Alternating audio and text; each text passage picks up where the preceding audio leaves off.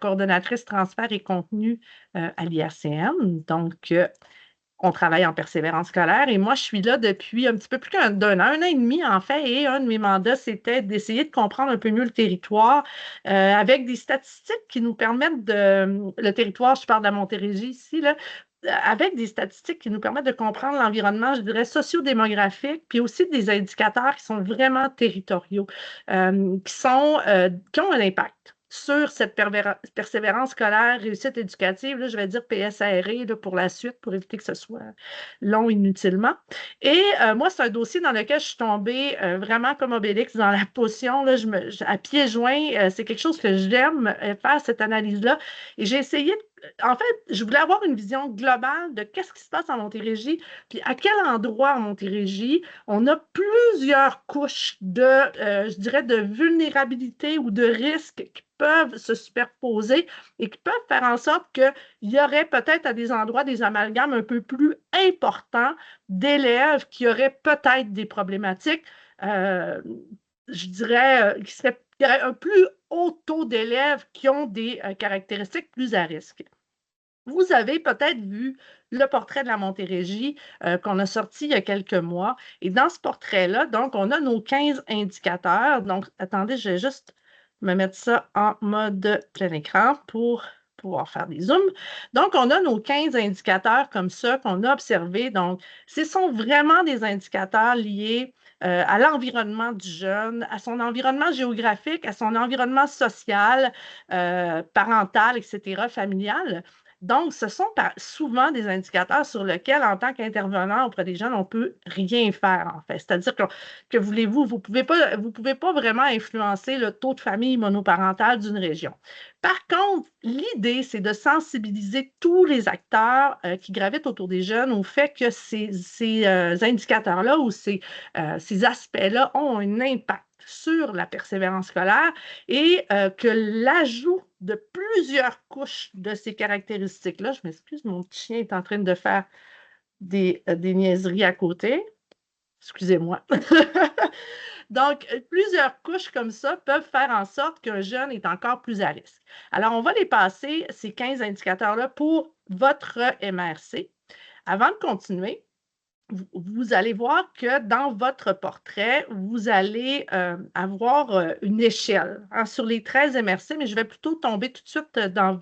Oh non, pas tout de suite. Vous allez voir qu'on a vraiment essayé, dans le portrait de la Montérégie, on a essayé d'isoler les MRC pour lesquels les pourcentages ou les proportions étaient vraiment les plus favorables, je dirais, où il y avait un plus grand nombre de jeunes qui étaient dans des conditions favorables, et les MRC pour lesquels il y avait un plus grand nombre de jeunes dans des conditions plus à risque.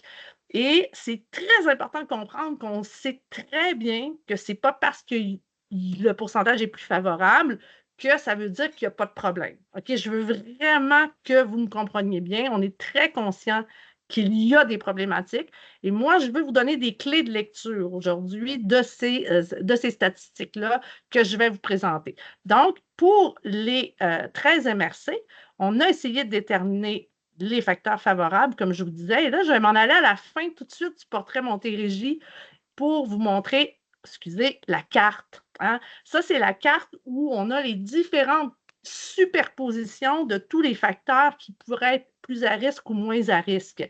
La vallée du Richelieu ici, comme la plupart des MRC qui sont, je dirais, limitrophes à Montréal, ou pas très loin de Montréal, sont un peu plus dans le vert. Ça veut dire que, en fait, ici, la vallée du Richelieu, vous avez plusieurs de ces indicateurs-là qui sont pour vous favorables, entre guillemets, c'est-à-dire que les jeunes n'ont moins d'impact négatif lié à ces indicateurs-là.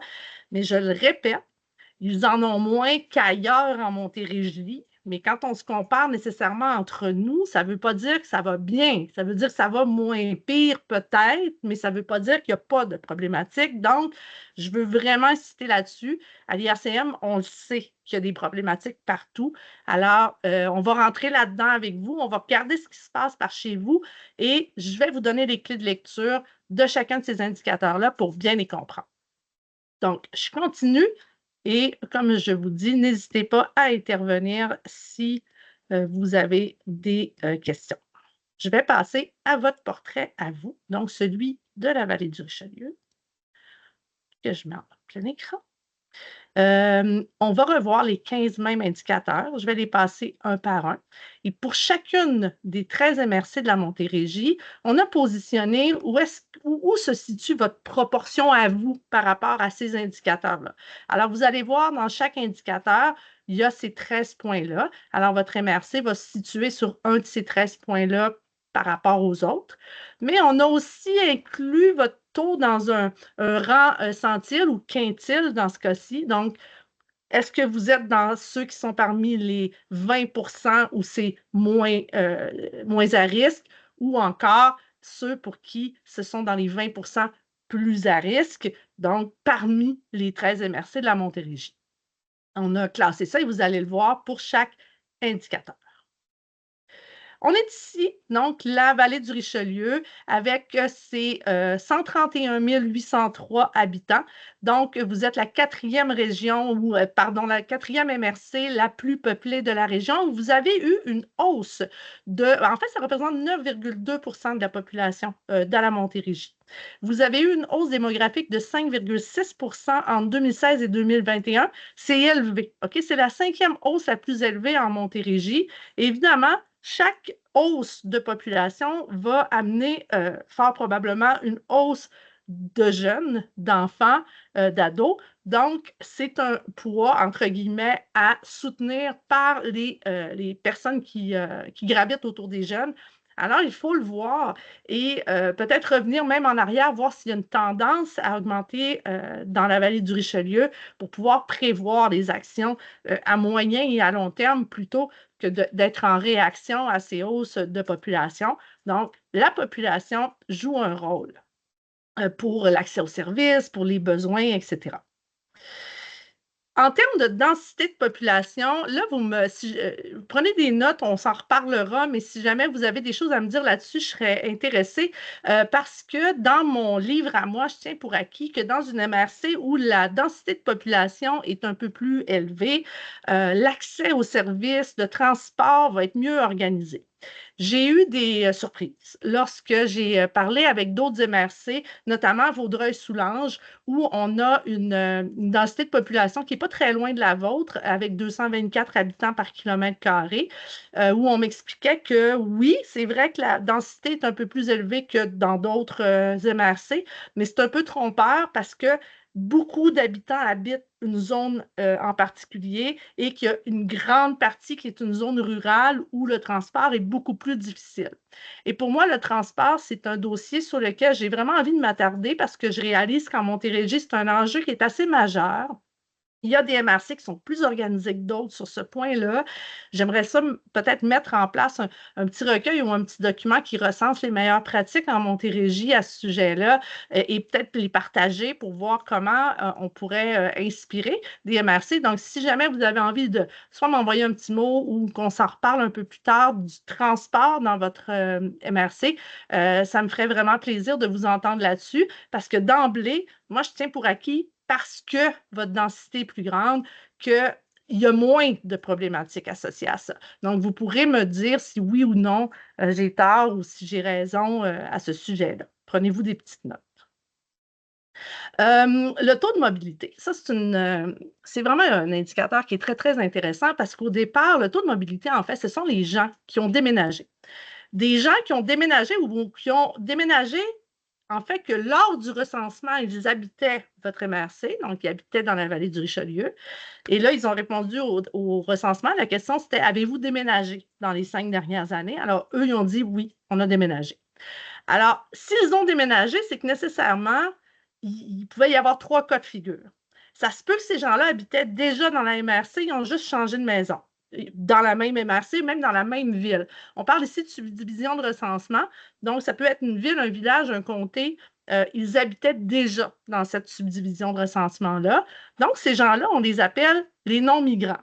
Parmi vos personnes, je vais juste aller un peu plus loin comme ça. Dans la vallée du Richelieu, parmi les personnes qui ont déménagé, il y a eu 37,5 de votre population qui a changé d'adresse entre 2016 et 2021. C'est beaucoup, là. C'est 4 personnes sur 10 là, qui ont changé de maison ou de logement. Parmi ceux-ci, en fait, pas parmi ceux-ci, on a vraiment séparé ces 37,5 % là en 3 catégories. Donc, il y a les non-migrants. 8 % de votre population a déménagé, mais elle habitait déjà dans la MRC avant ou même dans la même ville-village. Donc, ces gens-là, ça va. Ils connaissent quand même bien les services, comment ça fonctionne, le transport, les organismes communautaires, etc. Cependant, il y a les migrants internes. Les migrants internes, ce sont des gens qui n'habitaient pas la même subdivision de recensement, donc ils ont emménagé dans votre MRC. Alors, on peut penser que ces gens-là connaissent moins bien les services, les organismes communautaires, sont moins familiers avec comment ça marche dans la vallée du Richelieu, le transport, etc. Et ça, ici, votre proportion de migrants internes, ici, donc la partie qui est en bleu, c'est parmi les plus élevés en Montérégie. Donc, c'est-à-dire que vous avez un gros taux de gens qui sont arrivés chez vous et qui ne connaissent peut-être pas bien la région. Et je pense qu'il est possible, en tout cas d'après ce que j'entends, que cette catégorie de population-là ici, elle est parfois un peu oubliée. Parce qu'évidemment, on a les migrants externes qui sont en orange ici, qui sont les personnes qui arrivent de l'extérieur du Canada. Donc, évidemment, beaucoup plus frappant là, quand on voit ces gens, on le sait que ce sont des gens qui ont besoin de mieux comprendre les services, qui ont mieux de savoir ce qui se passe dans la région. Donc, c'est clairement plus facile, je dirais, à repérer que les 28,5 % qui ont besoin aussi de se faire donner cette information-là. Donc, c'est simplement de ne pas oublier cette partie de la population ici. Je continue avec tout ça. On va rentrer dans les familles. Dans les familles, ce qui pourrait affecter la PSRE, c'est vraiment, en fait, on a constaté que ce sont le fait de provenir d'une famille monoparentale. Le fait de provenir d'une famille monoparentale peut faire en sorte que le jeune a des défis émotionnels, évidemment, parce qu'au moment où ça arrive et même plus tard, ça peut faire dévier l'attention à cause des défis émotionnels, des défis financiers, logistiques. Il faut que ça se promène, l'enfant se promène. Ça peut vraiment créer des obstacles qui pourraient vraiment entraver la PSRE du jeune selon que ça se passe plutôt bien ou plutôt moins bien, la séparation. Et même quand ça se passe bien, ça a un impact quand même, ne serait-ce que la routine des devoirs qui, par exemple, était toujours avec la maman ou le papa, là, selon. Puis que là, tout d'un coup, c'est partagé par 2 parents, puis il y en a un des 2 qui ne sait pas trop quoi faire. Donc, ne serait-ce que pour ça, ça peut influencer la réussite du jeune. Dans la vallée du Richelieu, vous avez 58 % de vos familles qui ont un ou des enfants. C'est une grosse proportion. Vous avez quand même pas mal de familles avec enfants. Dans ces familles-là, donc c'est ça, c'est des couples mariés ou pas, là, c'est vraiment des familles avec enfants. Et parmi ces familles-là, vous avez 24,4 % de familles monoparentales, qui est une proportion assez basse de familles monoparentales. Mais c'est pas parce que la proportion est basse qu'il n'y a pas de jeunes. Il y en a. Il y a 24 % des familles monoparentales, donc il y a 24 % entre guillemets des jeunes, là, si on fait un à un, là, qui ont un défi supplémentaire. Et là, je veux vraiment préciser que le jeune qui vient d'une famille monoparentale n'échouera pas. Vous le savez, c'est vraiment, je le répète, l'accumulation des facteurs. Donc, un jeune qui vient d'une famille monoparentale, qui a déménagé dans les 5 dernières années, qui habite dans un milieu plus rural où il n'y a pas accès au transport et qui, en plus, a d'autres vulnérabilités comme celles que je vais vous montrer dans les prochains indicateurs.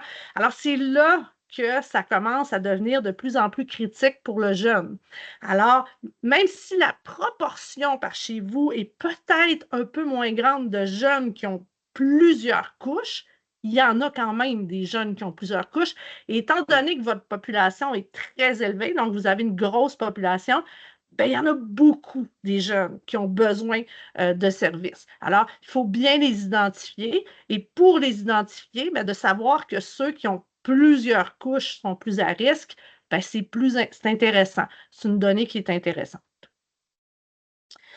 Le revenu et l'emploi, évidemment qu'une famille qui a des revenus plus faibles ne pourra peut-être pas donner l'environnement aux jeunes, même en bas âge, même, je dirais, là, mais même en grandissant, un environnement où il ne pourra pas nécessairement avoir des activités culturelles, où il ne sera pas nécessairement amené dans toutes sortes d'événements, il n'y aura pas nécessairement les mêmes expériences qu'un jeune qui vient d'une famille plus aisée.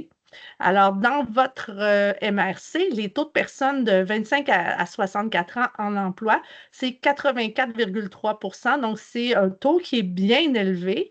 Donc, l'emploi, à moins que ça ait changé, puis c'est très possible que l'emploi ait changé dans les dernières années parce qu'on n'a pas les nouvelles données du recensement. En fait, je vais vous expliquer, c'est que je pourrais prendre des données plus récentes, mais elles ne seraient pas comparables les unes avec les autres à ce moment-là parce que ces 4 données ici, qui sont le taux d'emploi des 25-64, 15-24, le taux de faible revenu des familles et le revenu disponible par habitant, je ne peux pas les avoir aux mêmes dates, sauf avec celle du recensement. Donc, c'est pour ça que je voulais vraiment les comparer avec la même année, mais je vais essayer de voir pour les mettre à jour prochainement. Mais ça donne une idée quand même, une tendance qui montre que la vallée du Richelieu, le nombre de personnes qui travaillent est quand même important. Et vous avez également un taux de jeunes en emploi important. Et ça ici, les jeunes en emploi, pour l'IRCM, c'est vraiment quelque chose sur lequel on se penche beaucoup dans les derniers mois, dans la dernière année. On va parler beaucoup de conciliation études-travail, puis vous allez nous entendre parler de ça dans les prochains mois et même faire un portrait, des présentations à ce sujet-là dans les prochains mois. C'est un dossier qui est important parce que le travail, ici, là, quand on parle de 62 % des jeunes de 15-24 ans en emploi, ça inclut ceux qui vont à l'école et ceux qui ne vont pas à l'école. Donc, c'est tous les jeunes. Mais les jeunes qui travaillent et qui vont à l'école en même temps, c'est à peu près 50 % des jeunes. Donc, c'est quand même une grosse partie de la population étudiante qui sont confrontés à des défis importants. Alors, le fait de travailler a un côté très positif pour l'autonomie, la responsabilisation des jeunes, la gestion, apprendre à gérer les sous, etc. Mais quand les jeunes travaillent trop, ça a un impact direct sur leur réussite scolaire. Donc, c'est très important de bien faire comprendre aux jeunes, aux parents et aux employeurs vraiment les caractéristiques liées à ça. Puis ça, on va vous en parler plus prochainement. Vous resterez à l'affût. J'en profite d'ailleurs pour... attendez, je vais me sortir d'ici. J'espère. Je vais essayer de sortir d'ici. Je vais l'avoir. Mon Dieu, comment ça, je ne suis pas capable? Ah, voilà. Je vais aller sur le site web de l'IRCM. Je vais juste vous montrer à quel endroit vous allez pouvoir. Donc, lorsque vous êtes sur le site de l'IRCM, j'en profite parce que je vous ai dit, restez informés de ce qui s'en vient. Il y a 2 choses que vous pouvez faire. Premièrement, vous pouvez vous abonner à l'infolettre si ce n'est pas déjà fait. Et deuxièmement, sous l'onglet campagne, vous allez trouver mercredi statistique. Donc, c'est des webinaires que je donne. Et dans ces webinaires-là, bientôt, on va annoncer des nouveaux webinaires. Vous allez pouvoir voir en reprise tous les webinaires qui ont été donnés jusqu'à maintenant, télécharger les portraits. Là, le vôtre va être ajouté là, très bientôt. Donc, télécharger le portrait en PDF de la MRC que vous voulez et des futurs webinaires qui s'en viennent, donc un sur la conciliation études-travail. Et bien sûr, l'infolettre en bas de la page. Petite parenthèse. Je continue. Voilà. Alors, on était rendu au faible revenu. Donc, comme je vous disais, on va revenir sur la conciliation études-travail et votre taux de faible revenu des familles, donc beaucoup d'emplois et un faible taux de faible revenu des familles, donc par rapport à l'ensemble de la Montérégie, de même qu'un revenu disponible par habitant plus élevé. Ceci étant dit, un revenu plus élevé n'est pas garant d'une implication parentale importante. On en est conscient. Donc, ici, j'en profite même pour vous dire que dans les révisions qu'on va faire de nos portraits, on va probablement modifier certains indicateurs pour aller plus précisément pointer des aspects encore plus, je dirais, impactants auprès des jeunes. Et il y a peut-être des choses qui vont être modifiées. Je vais peut-être mettre moins d'informations en lien avec le revenu, peut-être plus avec la santé mentale, etc. Donc, il y a des choses qui vont être modifiées. La santé, pour nous, c'est quelque chose qui, on a des liens très forts avec la santé maintenant, depuis dans la dernière année, et on va être en mesure d'obtenir des données qui sont beaucoup plus parlantes, euh, notamment sur la santé mentale. Donc, puis peut-être aussi des éléments avec la DPJ, etc. Ça va être revisé et vous allez avoir des informations intéressantes à ce sujet-là. Je continue ici avec le niveau de scolarité. En fait, ici, on parle de niveau de scolarité de la population de 25 à 64 ans. Donc, on parle des parents et des grands-parents de nos jeunes qui vont à l'école en ce moment. Alors, ces personnes-là qui représentent les adultes significatifs dans la vie de nos enfants, euh, en fait, plus les personnes sont diplômées autour de nos jeunes et plus les jeunes vont avoir une idée de l'école qui est valorisée. Normalement, en fait, une personne plus le diplôme est élevé, plus le parent va encourager son jeune, en fait, normalement, là, je dirais, encourager son jeune et va donner une grande importance à la scolarisation. Dans la vallée du Richelieu, il y a 7,5 de votre population qui n'a aucun certificat, diplôme ou grade. Donc, c'est vraiment le taux le plus bas de toute la Montérégie. Vous avez beaucoup de personnes diplômées et beaucoup de diplômés universitaires. Donc, le taux de diplômés universitaires, ce n'est pas le plus haut, c'est le deuxième plus élevé en Montérégie. Donc, c'est très intéressant de voir l'environnement parental de vos jeunes. Beaucoup de cégep aussi quand même, là, parce que 22,5, c'est un bon taux de diplôme cégep. Donc, on parle ici du plus haut diplôme obtenu, hein. Évidemment que le fait d'avoir eu un diplôme de cégep, on tient pour acquis qu'il y a également un diplôme de secondaire, là, mais c'est vraiment le plus haut diplôme acquis, 22,5 de collégial. Pour le secondaire, vous êtes à 33,9 de votre population dont c'est le plus haut diplôme. C'est beaucoup plus bas que le reste de la Montérégie et le Québec. Et parmi ceux-ci, il y a une majorité qui sont en formation professionnelle. Donc, par chez vous, dans les dernières années, ou les personnes sont surtout allées apprendre des professions pour travailler. Sinon, il y a très peu de gens qui se sont arrêtés avec juste un diplôme d'études secondaires. Ils ont continué. Donc, ce sont des bonnes nouvelles pour votre MRC en termes de modèle que vos jeunes vont avoir, modèle parental, modèle de scolarité. Les taux de personnes issues de l'immigration. Ça ici, je ne sais pas si c'est encore le cas, mais moi, quand je suis... En fait, je sais je reprends. Quand je suis arrivée à l'IACM, dans ma tête à moi, et ce que je voyais, et ce qui était la réalité, c'est que les jeunes issus de l'immigration obtiennent, dans une proportion beaucoup plus élevée, leur diplôme après 7 ans. Donc, leur diplôme d'études secondaires ou une qualification équivalente après 7 ans. Donc, ça, c'était vrai quand je suis arrivée. Récemment, j'ai fait je suis retournée voir là, différentes données et je me suis rendu compte qu'avec les dernières cohortes, le taux de personnes issues de le taux de diplomation des personnes issues de l'immigration, c'était plus vrai. Il est plus haut que ceux qui ne sont pas issus, donc des Québécois, tu sais, comme je dirais, Québécois qui ne sont pas issus de l'immigration, là, parce que il y a dans l'immigration, il y a comme ceux de première génération, donc qui arrivent ici, qui ne sont pas nés ici. Les deuxièmes générations, ce sont les enfants des immigrants qui sont arrivés de première génération. Donc, les deuxièmes générations sont nés ici et les troisièmes générations, ben, c'est la suite de leur descendance. À partir de la deuxième génération d'immigrants, là, le taux de diplomation est vraiment plus haut. Donc, c'est seulement maintenant, à partir de la deuxième génération, qu'on peut constater cette différence de diplomation-là qu'on avait autrefois. La première génération, maintenant, c'est d'après les discussions que j'ai eues, c'est que l'immigration a beaucoup changé dans les dernières années. Ce ne sont plus les mêmes types d'immigrants qui arrivent au Québec. On a eu un gros apport de réfugiés dans les dernières années et les enfants qui proviennent de familles de réfugiés n'ont pas la même scolarisation, n'ont pas les mêmes moyens financiers nécessairement que l'immigration qu'on a déjà eue de face antérieurement, donc de personnes qui arrivaient ici, qui appliquaient pour travailler, etc. Donc, ce n'est pas du tout le même type d'immigration. Ce qui fait que les jeunes issus de l'immigration actuellement, la plupart d'entre eux sont beaucoup plus vulnérables, encore plus qu'ils l'étaient déjà avant.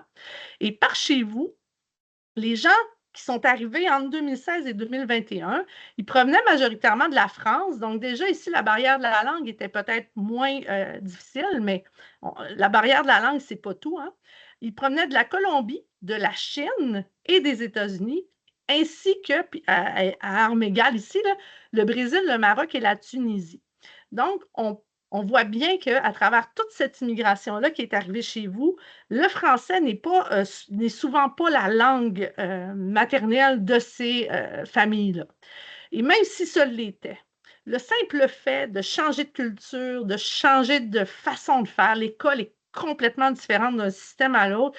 Ça, c'est quand il y a eu de l'école, parce que parfois, si on parle de personnes qui sont réfugiées, il n'y a peut-être même pas eu d'école ou de scolarisation suffisante en amont. Donc, il y a vraiment des problématiques avec les élèves de première génération. Alors, ce que nous, on préconise, c'est vraiment, puis ça, je pense que c'est même pas une surprise, c'est d'accompagner encore plus ces jeunes-là de première génération. Et par chez vous, même si vous n'avez pas un fort taux d'immigration de façon générale, c'est-à-dire que votre population est composée à 6,7 de personnes issues de l'immigration, ce n'est pas un gros taux, mais parmi ces personnes-là, il y en a quand même 7 qui sont de première génération. Donc, c'est quand même un taux élevé de personnes parmi vos immigrants. Fait que, ces jeunes-là, et tantôt, quand on va parler du taux de diplomation de vos jeunes, là, je vais vous expliquer pourquoi c'est encore plus important de les suivre. Parce que les jeunes qui arrivent dans le milieu du secondaire, là, qui n'ont pas commencé le secondaire 1, là, mais qui ont commencé secondaire 2, 3, 4, 5, ces jeunes-là ne sont pas inclus dans le taux de diplomation après 7 ans. Je vais tout vous expliquer ça tantôt. Ce qui fait qu'on les perd dans les statistiques, ces jeunes de première génération-là. Ce qu'on sait cependant, c'est qu'ils décrochent plus. Donc, le taux de diplomation n'est pas impacté par leur décrochage parce qu'on les considère même pas dans cette mesure-là. Alors, je vais vous expliquer comment ça fonctionne la mesure à la fin, mais rappelez-vous que première génération égale, vraiment, on doit s'en occuper. S'ils arrivent au primaire, tant mieux parce qu'on a le temps de bien les intégrer, de bien les lancer. S'ils arrivent au secondaire, c'est vraiment critique et là, on doit mettre des efforts encore plus importants pour les encadrer et les accompagner. Connaissance du français, 99 de votre population connaît le français. La connaissance du français, c'est d'être capable de soutenir une conversation dans la langue. OK? Donc, en français dans ce cas-ci. Donc, 99 c'est un bon taux. 0,8 de votre population qui connaît seulement l'anglais et 0,2 qui ne connaît ni le français ni l'anglais.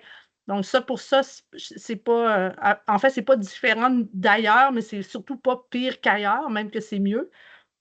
Évidemment, les problématiques liées à la langue, c'est vraiment la communication souvent avec les parents. Mais je pense que chez vous, nonobstant la langue, ce serait vraiment plus de considérer l'état d'immigration de première génération qui serait le plus important à ce moment-ci, parce que sur le plan de la langue, il y a quand même une bonne connaissance du français par chez vous. Prenez des notes là, si jamais je dis n'importe quoi. Vous me corrigerez plus tard.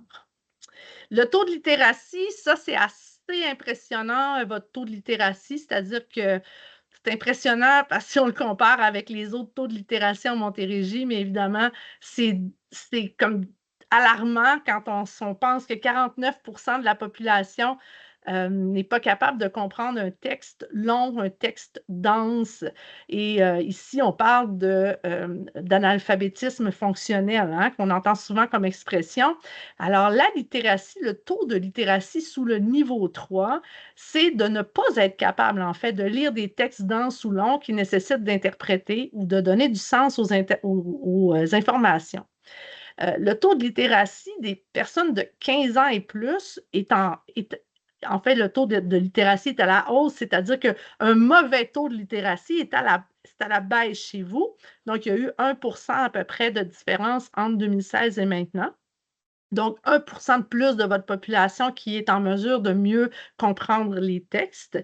49%, ça veut dire qu'il y a beaucoup de parents qui sont incapables de comprendre les communications qui sont envoyées de l'école, du centre de service scolaire, des CLSC, etc. Donc, les parents ne comprennent pas, ne sont pas capables de comprendre l'information. J'aimerais décliner cette valeur-là sous forme de groupe d'âge, par contre, parce qu'on peut imaginer que c'est surtout des personnes dans des groupes d'âge plus élevés qui vont avoir le taux de littératie sous le niveau 3 va être plus élevé, plus l'âge est élevé. Et on peut s'imaginer que ça va avoir tendance à vraiment diminuer avec l'âge des gens, mais il faut en tenir compte dans nos communications. Et ça, c'est un enjeu majeur partout dans toutes les MRC, peu importe que votre taux soit meilleur ou pire, il y a toujours autour de 50% des gens qui ne comprennent pas. Donc, c'est très important à considérer. Moi, je vous invite, si ce n'est pas le cas dans vos organisations, à vous intéresser au langage clair, à l'écriture simplifiée, à comment utiliser des formes de communication qui vont faire en sorte que vous allez être comprise par tout le monde. Donc, c'est vraiment d'une importance capitale. Et en plus, le pendant de ça, c'est qu'une personne qui n'a pas un taux de littératie élevé, un parent, ne sera pas en mesure d'aider son enfant dans ses devoirs. Donc, dans ses leçons, dans ses devoirs, dans sa lecture, il va avoir une grande difficulté. Alors, pour ces personnes-là dont les parents ont un très bas taux de littératie. Pour ces jeunes-là, ils doivent vraiment être accompagnés en tutorat peut-être ou en aide aux devoirs pour pouvoir évoluer et avancer. Je ne sais pas si chez vous, c'est un peu comme dans d'autres MRC, où il y a des poches, entre guillemets, de population ou des lieux ou des quartiers où c'est plus identifiable, les problématiques. Si c'est le cas, vous avez certainement déjà identifié ces endroits-là et restreint un peu la zone où il y aurait possiblement besoin de plus d'aide. Euh, les enfants 0,5 ans en situation de faible revenu, ça va un peu avec ce qu'on a vu un peu plus haut, donc les familles à faible revenu, les gens qui travaillent. Donc, vous êtes à 3,4 ici dans la vallée du Richelieu, 3,4 des enfants en situation de faible revenu. Alors, c'est un pourcentage qui est quand même très bas. Donc, je pense que la problématique ne vient pas de la pauvreté de façon générale dans votre MRC. Les problématiques doivent être recentrées plus jusqu'à ce qu'on a vu jusqu'à maintenant sur la littératie et l'immigration de première génération, d'après ce que j'ai vu jusqu'à maintenant, puis vous me corrigerez si je me trompe. Les services de garde, vous avez comme presque une distribution parfaite de vos services de garde. Vous avez des centres de la petite enfance en majorité. Donc, les 36,5 de vos services de vos places en services de garde sont en CPE. En fait, ici, là, vous avez presque un petit peu plus que le tiers de vos places en service de garde qui sont en garderie privée et très peu en milieu familial. Euh, En tout, ça donne en fait 68,4 des enfants de 0,4 ans qui pourraient avoir une place en service de garde s'ils le désiraient. Donc, 68,4, c'est presque équivalent au nombre de places en Montérégie. Mais vraiment, ce qui est intéressant chez vous, c'est que le nombre de places est beaucoup en CPE et ça, c'est une bonne nouvelle parce que en 2022, là, il y a la mesure d'évaluation, d'amélioration de la qualité éducative qui a vraiment démontré que les CPE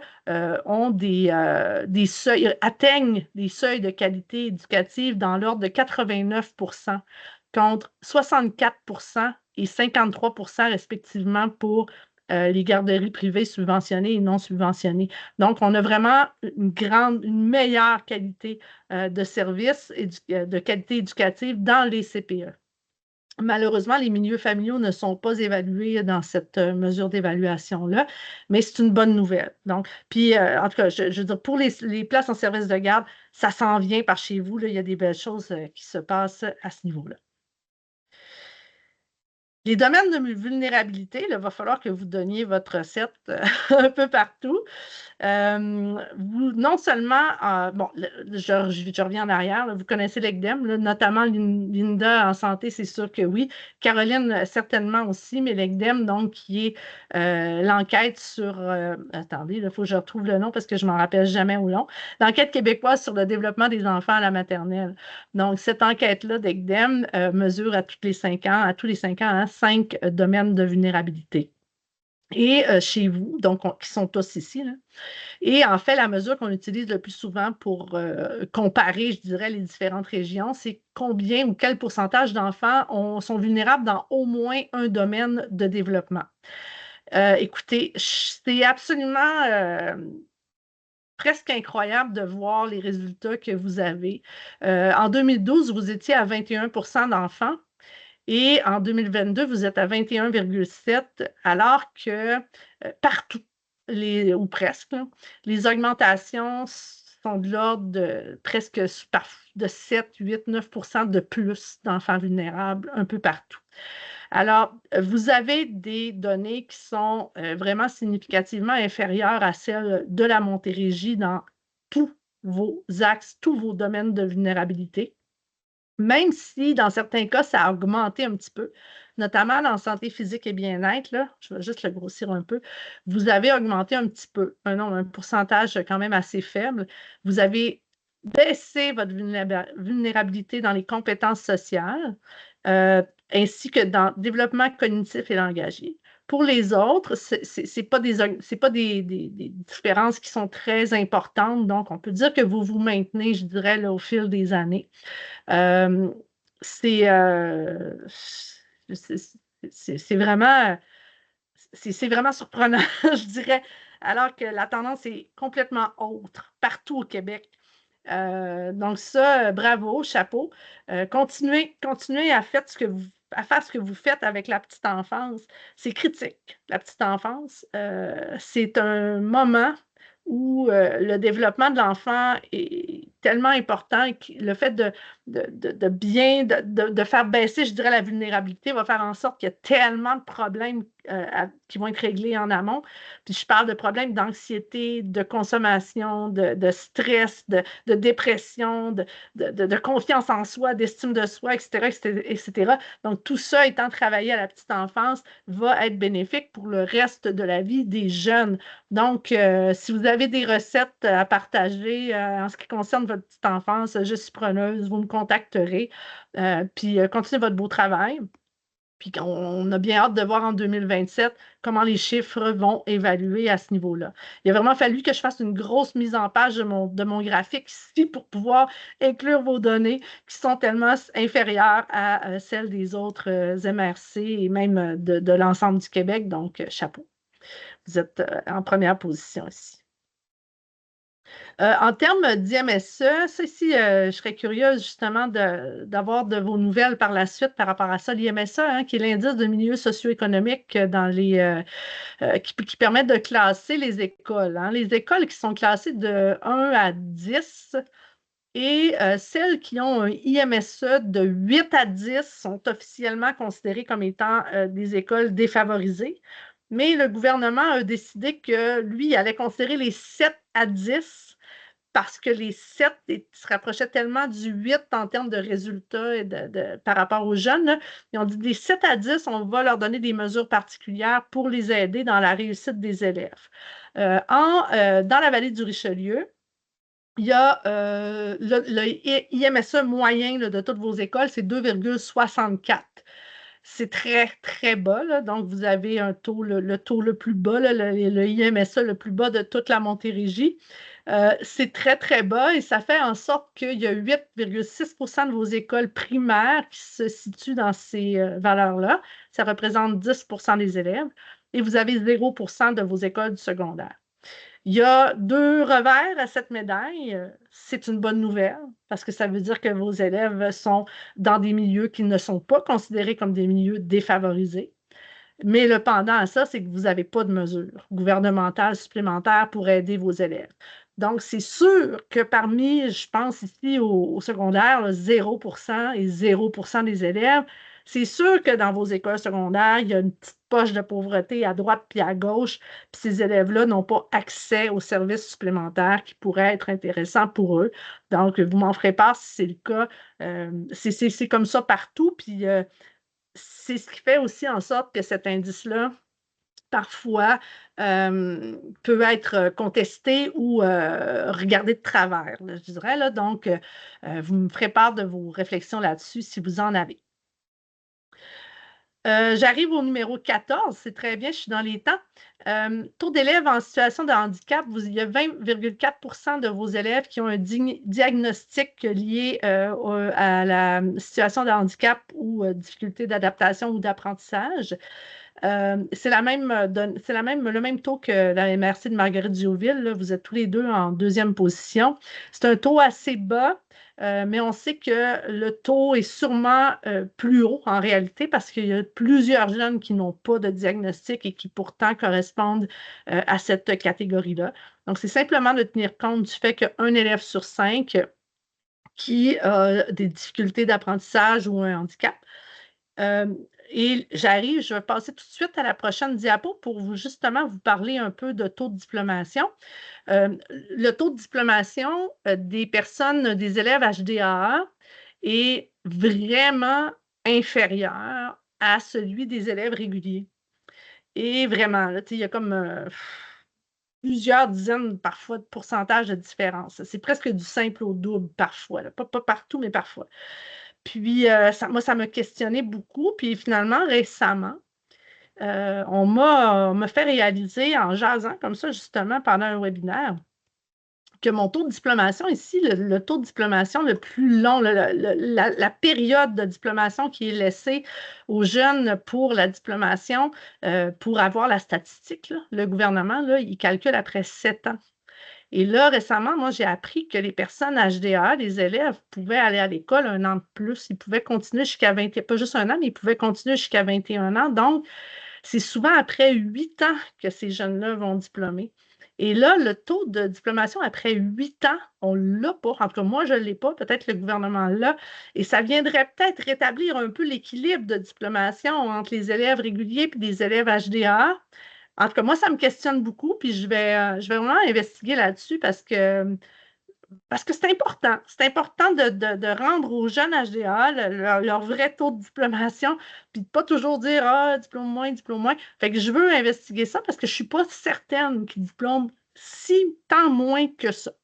Sûrement un peu moins, mais pas tant. Bon. Fait que ça, je reviendrai éventuellement un jour, peut-être dans la prochaine version du portrait, si je réussis à avoir les données. Mais je vous parle de ça rapidement. Le taux de diplomation après 7 ans, qu'est-ce qu'on fait? C'est qu'on prend une photo de tous les jeunes qui sont rentrés en secondaire 1 à l'école. Donc, en secondaire 1, en 2013, ici, là, je parle de 2013, il y a X milliers de jeunes qui sont rentrés en secondaire 1 au Québec. Et là, 7 ans plus tard, on le fait aussi à 5 ans, là, mais moi, je vous parle de la mesure 7 ans. 7 ans plus tard, parce qu'on laisse un petit jeu là, aux jeunes pour finir, parce qu'ils ont peut-être doublé, ils ont peut-être été malades, quelque chose. On leur laisse un jeu. Après 7 ans, on dit parmi les X milliers de jeunes qui sont rentrés en secondaire 1 en 2013, combien ont obtenu leur diplôme au Québec? Ça veut dire, c'est là, revenez un peu en arrière, là, l'immigration. Là. Ça veut dire que les jeunes immigrants qui sont arrivés, ou même les jeunes d'Ontario, ou les jeunes des États-Unis, ou les jeunes de l'île du Prince-Édouard, qui sont arrivés au Québec en secondaire 2, 3, 4, 5, ils ne sont pas inclus dans cette base-là ici. Le taux de diplomation, ça inclut seulement les personnes qui ont commencé leur secondaire 1 au Québec et qui ont fini leur secondaire ou un diplôme, n'importe quel de ces diplômes-là ici là, que vous voyez, qui ont terminé après 7 ans au Québec. Peu importe l'adresse au Québec. Il fallait que ce soit au Québec, même si on changeait de MRC ou d'école, etc. Fait qu'un jeune qui est parti vivre en Ontario puis qui a diplômé en Ontario, il n'est pas compté dans le taux de diplomation. Un jeune qui est arrivé en secondaire 2 puis qui a eu son diplôme, il n'est pas compté dans le taux de diplomation. Puis un jeune qui est arrivé en secondaire 2 puis qui a décroché, il n'est pas non plus compté dans le taux de diplomation. Il est comme oublié, lui, ce jeune-là, dans ce taux-là. Fait que, contrairement à ça, OK, ça, c'est le taux de diplomation après 7 ans, on a ici le taux de sortie sans diplôme. Ce taux-là, et là, vous allez voir ici, vous allez vous dire, oui, mais ça se peut pas, là, 8,2. Ici, vous voyez que vous avez 85,4 de vos jeunes de la cohorte qui a commencé en 2015, donc ils ont fini en 2022. Donc, 85 de vos jeunes qui ont terminé l'école en 2022, secondaire, ont eu un diplôme.